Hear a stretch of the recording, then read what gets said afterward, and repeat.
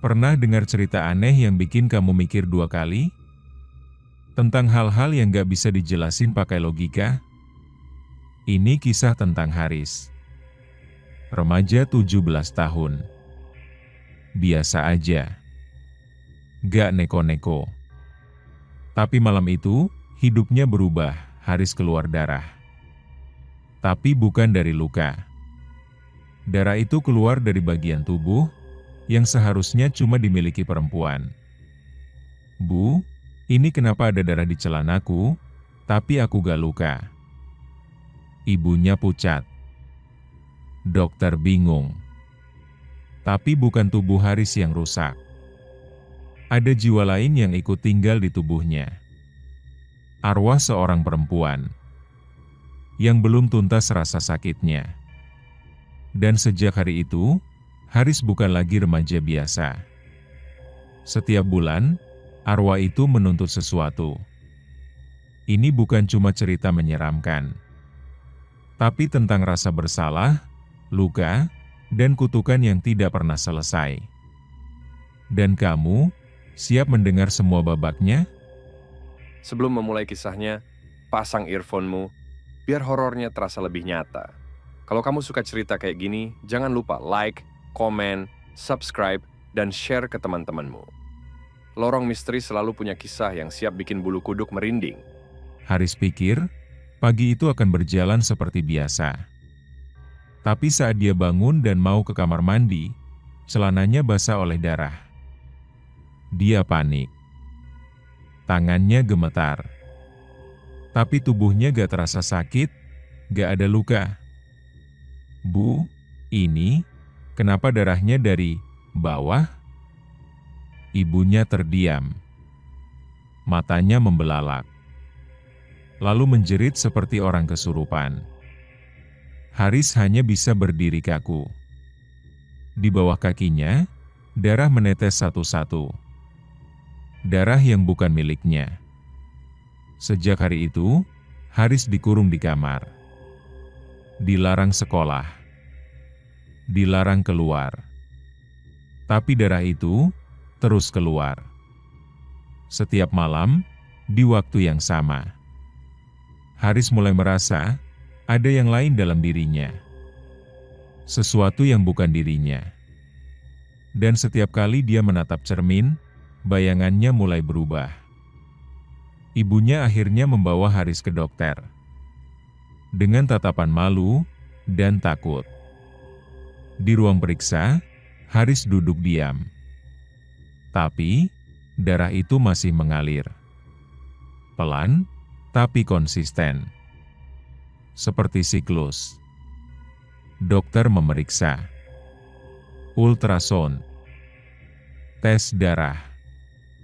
Semua hasilnya normal. Secara medis, dia baik-baik saja, Bu.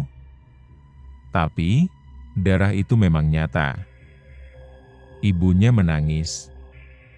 Haris hanya menunduk. Dalam hatinya, ada rasa asing. Seperti dia menanggung sesuatu yang bukan miliknya. Saat malam tiba, Haris mimpi. Ia melihat seorang perempuan berlumur darah, duduk bersimpuh di atas ranjang rumah sakit tua. Perempuan itu menatap Haris, dan berbisik, "Kamu, tubuhku sekarang." Haris terbangun. Napasnya berat. Dan darah itu masih mengalir. Malam itu, Haris dikunci di kamarnya sendiri. Ibunya takut. Ayahnya belum pulang dari luar kota. Haris duduk di depan cermin. Mengamati wajahnya sendiri. Tapi entah kenapa, pantulan cermin itu terasa berbeda. Wajahnya tetap sama. Tapi di balik bayangan matanya, ada mata lain yang menatap. Haris mendekat. Napasnya membentuk embun di permukaan kaca. Lalu, dari sisi kiri cermin, bayangan perempuan muncul. Rambut panjang. Wajah pucat. Matanya kosong, tapi menangis darah. "Kamu Pinjamkan tubuhmu, ya? Haris terpental ke belakang. Jantungnya berdegup. Tapi tubuhnya kaku. Dan dari bawah perutnya, darah mulai menetes lagi. Jam 2 pagi. Rumah sudah gelap. Tapi Haris belum tidur. Tubuhnya menggigil, perutnya kram dan darah masih membasahi celana. Dia duduk diam, ketika tiba-tiba, terdengar suara tangisan dari kamar mandi. Suaranya lirih, seperti wanita. Bukan ibunya. "Huaa, kenapa aku malu? Kenapa aku kotor?" Haris berdiri pelan. Langkahnya gemetar saat mendekati pintu kamar mandi. Suara itu masih ada. Tapi sekarang disertai suara air keran, dan suara mencakar-cakar lantai. Saat Haris membuka pintu perlahan, tidak ada siapa-siapa. Tapi, cermin di atas wastafel dipenuhi coretan darah. Dan di tengahnya, tertulis kata, "Tubuh ini milik kita berdua." Sejak malam itu, Haris mulai bermimpi aneh. Tapi mimpinya bukan tentang dirinya. Ia melihat dunia dengan mata perempuan. Perempuan muda, masih remaja, tinggal di kamar sempit dengan ayah tiri yang kejam. Setiap malam, Haris merasakan rasa takut yang begitu nyata. Ia diseret ke kamar mandi. Dipaksa mandi darah saat haid pertama. Dan suara itu, suara tangisan yang sama seperti dari kamar mandi rumahnya. "Aku kotor, aku najis." Haris terbangun dengan napas tersengal. Tapi yang paling mengerikan, tubuhnya terasa seperti habis dilecehkan. Ia memegang bagian bawah tubuhnya, dan lagi-lagi, darah masih ada. Tapi rasa sakitnya bukan fisik. Rasa itu seperti trauma yang diwariskan. Sejak saat itu, Haris sadar, ini bukan tentang penyakit. Ini tentang luka yang belum sembuh. Setelah mimpi itu berulang, Haris mulai bicara tentang nama yang muncul di dalam mimpinya, Rukayah. Ibunya terdiam, lalu mengajak Haris ke sebuah desa tua, tempat asal nenek buyutnya dulu. Di ujung pemakaman yang sudah ditumbuhi semak, mereka menemukan sebuah nisan tua, nyaris tertutup tanah. "Itu makam Rukayah," bisik ibunya. Gadis yang dulu dikubur diam-diam, karena dianggap membawa malu. Haris menatap nisan itu. Tanpa sadar, air matanya jatuh. Dan, darah kembali merembes di celananya. Tapi kali ini, Haris tidak takut. Dia justru merasa seperti sedang menemui dirinya sendiri. Angin berhembus pelan. Dan dari balik semak-semak, terdengar suara perempuan muda. "Terima kasih, kamu datang. Aku gak sendiri lagi." Haris menggenggam dada.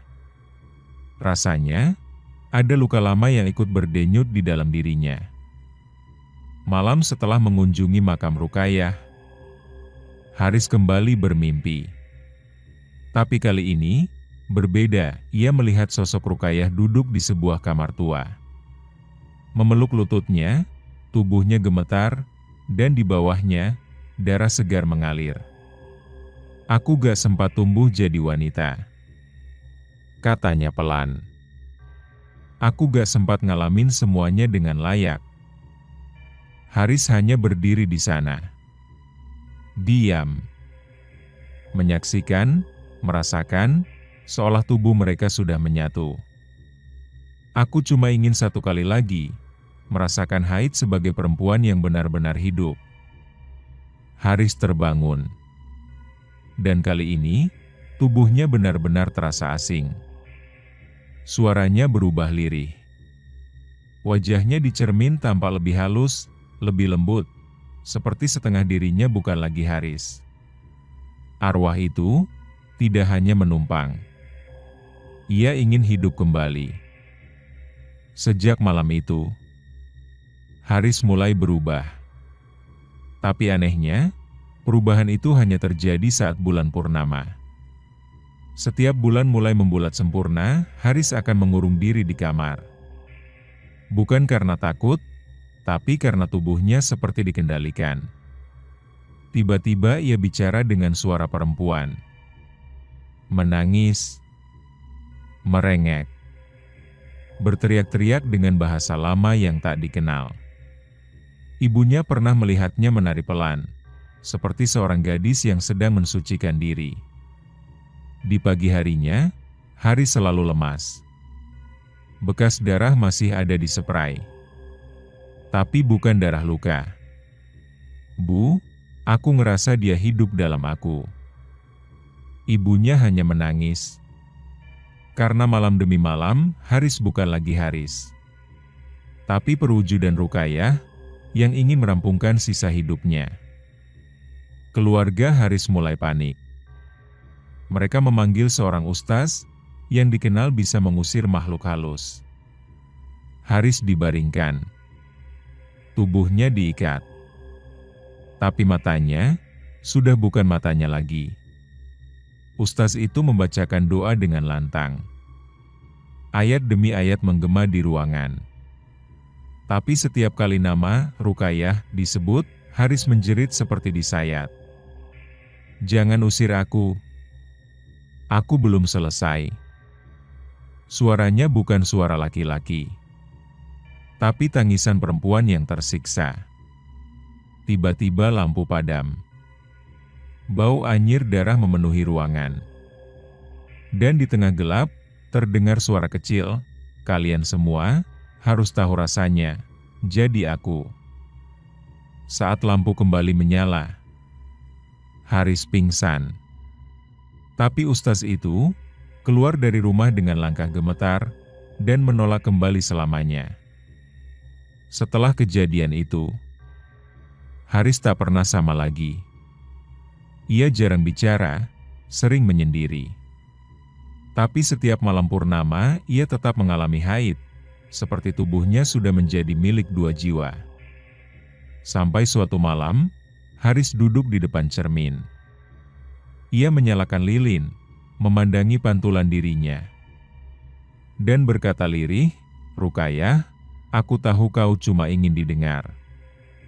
Cermin tiba-tiba berembun. Dan di balik pantulannya, sosok Rukayah muncul.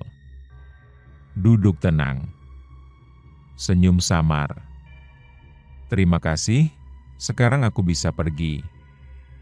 Dan untuk pertama kalinya, tidak ada darah malam itu. Tidak ada jeritan. Tidak ada mimpi buruk. Hanya keheningan.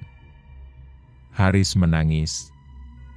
Bukan karena takut, tapi karena ia merasa telah mewarisi luka yang selama ini disembunyikan dunia.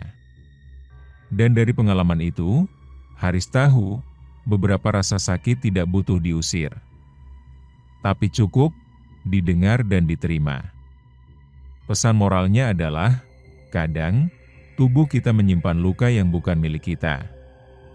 Tapi dengan mendengarkan, kita bisa menjadi jembatan bagi mereka yang belum selesai. Dengarkan cerita. Pahami luka orang lain. Karena dendam yang tidak tersampaikan, bisa berdiam di tubuh siapa saja. Prime, terima kasih sudah mendengarkan kisah ini sampai habis. Jangan lupa like, komen, subscribe, dan share ke teman-temanmu. Lorong Misteri akan selalu punya kisah yang siap bikin bulu kuduk merinding, dan jika mau request judul cerita, silahkan komen di kolom komentar di bawah. Kami akan buatkan untuk kalian.